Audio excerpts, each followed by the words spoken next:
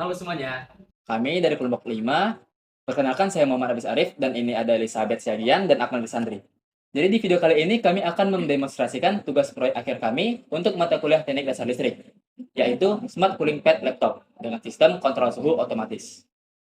Baik, sebelum kita masuk ke proyeknya, ada poin penting yang mau kami klarifikasi soal tahapan pengerjaan tugas ini. Awalnya, kami merancang sebuah reka CED menggunakan sistem NTC termistor dan transistor untuk kontrol suhu yang presisi. Tapi, saat masuk ke tahap mini riset, kami sempat bereksperimen menggunakan komponen yang lebih sederhana, yaitu termostat bimetal, dan kami ingin melihat apakah komponen ini cukup efektif. Dan hasil riset membuktikan bahwa bimetal punya keterbatasan. Dia cuma scalar on atau off biasa. Karena itulah di proyek akhir ini kami memutuskan untuk kembali ke rancangan awal di rekasan ide kami, yaitu menggunakan NTC dan transistor tip 122. Karena sistem ini jauh lebih baik dalam meregulasi kecepatan kipas secara bertahap. Ini adalah rangkaian final kami. Komponen yang kami gunakan kembali ke skema awal, yaitu NTC termistor 10K, yang dimana fungsinya sebagai mata atau sensor suhu. NTC ini unik.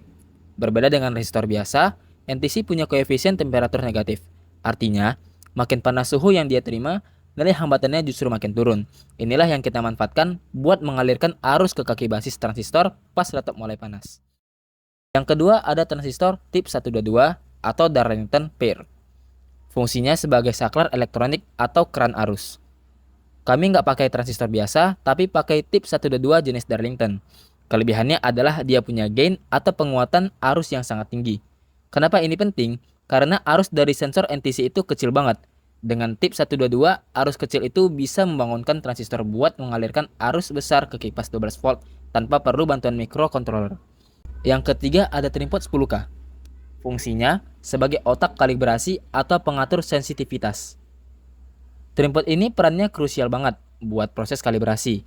Dia bekerja bareng NTC sebagai sistem pembagi tegangan atau voltage divider. Lewat trinpot ini, kita bisa atur di titik suhu berapa kipas harus standby atau mulai muter. Tanpa ini, sistem gak akan bisa kita sesuaikan dengan suhu operasional laptop yang berbeda-beda. Yang keempat, kipas DC 12 volt. Fungsinya sebagai otot atau aktuator pendingin. Kami pakai kipas DC 12 volt ini standar PC berdasarkan riset kami sebelumnya. Kipas ini butuh torsi yang pas buat ngebuang panas, karena kita pakai sistem analog.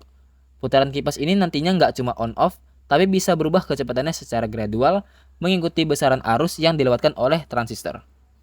Yang kelima atau yang terakhir adalah adaptor DC 12 volt. Fungsinya sebagai sumber energi atau jantung daya. Sengaja kami nggak pakai port USB 5 volt dari laptop. Kenapa? Karena kipas 12 volt kalau dikasih 5 volt bakal mengalami under voltage. Muternya loyo dan nggak efektif diginin laptop. Baik, kita masuk ke kesimpulan. Kesimpulannya itu sistem kontrol suhu berbasis NTC ini adalah solusi paling tepat untuk efisiensi daya dan manajemen thermal laptop. Jadi sekian dari kelompok 5, lebih dan kurang kami mohon maaf. Terima kasih, sampai jumpa.